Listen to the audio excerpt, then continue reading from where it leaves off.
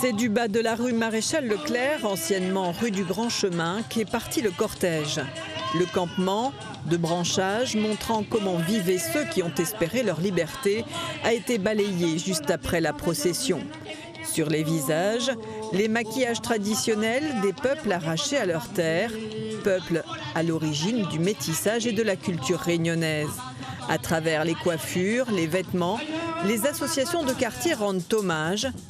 Dans le public, chacun apprécie l'ambiance et la ferveur.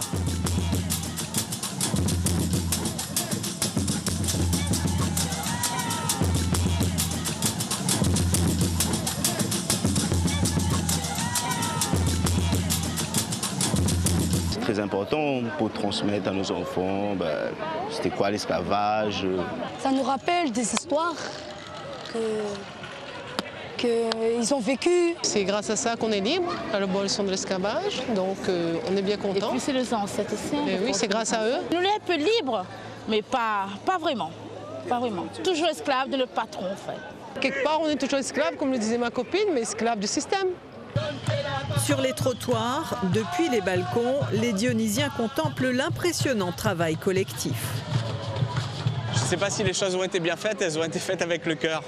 C'est un défilé qui initialement ne devait pas avoir lieu puisque ça fait 2 ans qu'on ne l'a pas fait et toutes les associations des quartiers qui préparaient la fête CAF nous ont dit on veut défiler. Parmi les officiels, aux côtés du préfet et de la maire de Saint-Denis, Jean-Marc Ayrault, l'ancien Premier ministre, aujourd'hui président de la Fondation pour la mémoire de l'esclavage. Le cortège s'arrête pour déposer 2 gros paniers de fleurs au pied de cette ancienne fontaine.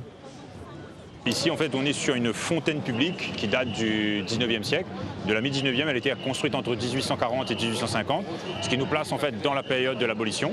Et elle est contemporaine de la construction de la mairie de Saint-Denis. Voilà. Donc c'est le dernier monument du 19e siècle qui reste dans ce quartier-là.